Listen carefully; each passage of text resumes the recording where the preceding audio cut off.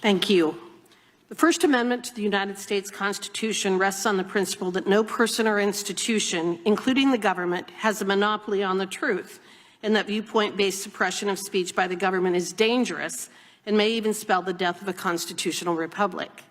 Under the First Amendment, the government has no power to restrict expression because of its message, its ideas, its subject matter, or its content. As the Supreme Court has explained, if there is any fixed star in our constitutional constellation, it is that no official, high or petty, can prescribe what shall be orthodox in politics, nationalism, religion, or other matters of opinion. Labeling speech misinformation does not strip it of its First Amendment protection. That is so even if the speech is untrue, as some false statements are inevitable if there is to be an open and vigorous expression of views in public and private conversation. In refusing to carve out a First Amendment exception for false speech, the framers of our Constitution recognize the significant danger in making the government the ultimate arbiters of truth. And it is axiomatic, in the words of the Supreme Court, that the government may not induce, encourage, or promote private persons to accomplish what it constitutionally is forbidden to accomplish. Secretary Mayorkas, it was reported in May that the DHS, through the Targeted Violence and Terrorism Prevention Grant Program, is funding groups targeting conservatives and equating them to domestic terrorists. Originally intended to combat foreign terrorist organizations' operations in the U.S., it has become yet another government tool weaponized against citizens to violate First Amendment protection protected affiliations and speech. One grant to the University of Dayton for a program titled Prevents O hosted a seminar titled Extremism, Rhetoric, and Democratic Precarity. One of the speakers, a known Antifa member, as part of his presentation shared a pyramid of far-right radicalization, which likened the Republican Party to the Heritage Foundation, the American Conservative Union, Fox News, Breitbart News, the National Rifle Association, Prager University, Tea Party Patriots, the MAGA movement, and the pro-police Blue Lives Matter movement, and the Christian Broadcasting Network as the first steps on path leading to Nazism and militant neo-Nazism, among other appalling ideologies and groups. This presenter reportedly also taught tactics on how to pressure the removal of conservatives from platforms, and he's even quoted as saying, "A lot of things we are doing are illegal, and a lot of it involves breaking the law." Secretary Mayorkas, does the affiliation with conservative or Christian beliefs make someone a Nazi or a domestic terrorist? Of course not. Okay.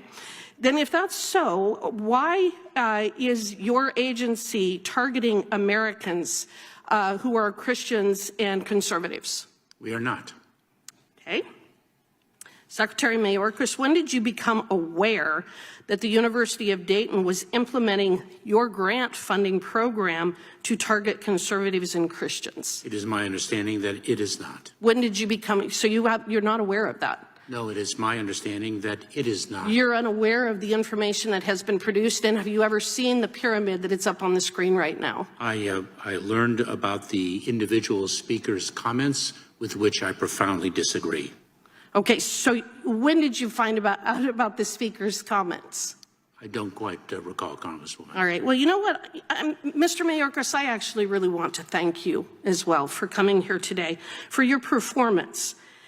I have watched with absolute fascination as you have danced and dodged and lied. Yes, lied. We know you've lied. You know you've lied. But more importantly, the American public knows that you lied throughout your testimony today. And yet you believe that you and your fellow architects of the censorship industrial complex think that you should be able to determine what is and isn't true, and what is and isn't untrue. You are the walking, talking epitome of the very tyrant that our forefathers recognized would gravitate towards government service. And it is because of people like you that they drafted the First Amendment.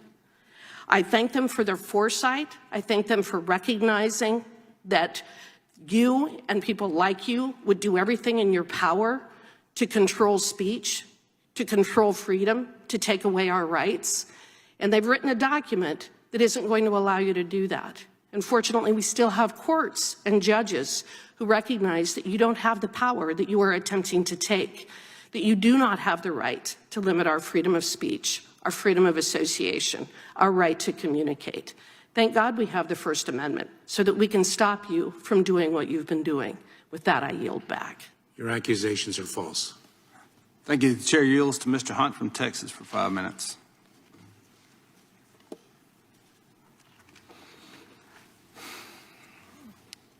A country without borders, sir, is not a country at all. A home without a roof and a home without a doors, sir, is not a home at all. I have 3 young children at my home. They're all under the age of 4 years old. My home is secure because I lock it up every single night because I care about their safety. It's actually the #1 role of our federal government is to keep our citizens safe. I'm a combat veteran. I'm willing to give my life for that. West Point guy, flew Apaches in Baghdad, and safety is something that's paramount to me. It's actually the reason why I'm in this room right now, is to figure out ways to keep our citizens safe. When you're at your home, sir, do you lock your doors? Congressman, thank you very much for your service in our military. It's the highest form of service. Thank you. Do you lock your doors at your home?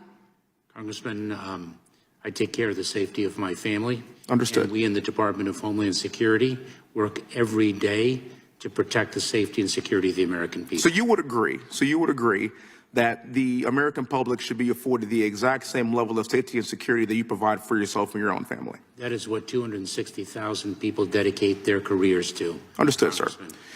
Can you tell me the number of unaccompanied minors who have crossed our southern border during your tenure as Secretary? Very pleased to provide that data to you, Congressman. Okay. I've also heard that there are proponents of this administration that say that the fentanyl is coming across our southern borders, coming through legal ports of entry. Does that mean that no fentanyl is being smuggled across our border other than legal ports of entry? Congressman, the U.S. Customs and Border Protection data evidences that more than 90% of the fentanyl that enters this country is coming through the ports of entry. So that means that there are other parts of the border where fentanyl is pouring into our country. That is precisely why we have dedicated increased resources, both personnel and technology, to interdict more fentanyl in these past 2 years than in prior years. So I hear that, but I'm really speaking for the American public and the people that are in my district. That's not what we're seeing, because we're seeing an increased number of people being murdered by fentanyl every single day. You understand these numbers, correct?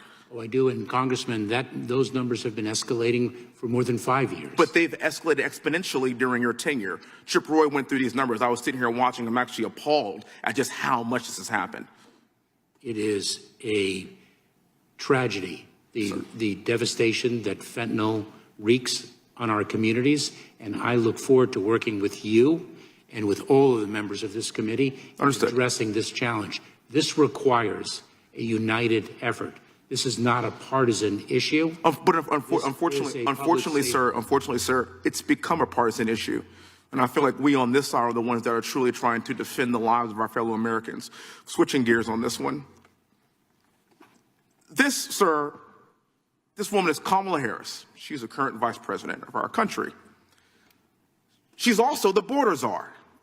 Now, that was dubbed by your boss. You see, on March 21st, 2021, President Biden tasked Vice President Kamala Harris with solving the border crisis and finding the root causes of illegal immigration because, as Biden said, she is the most qualified person to do the job.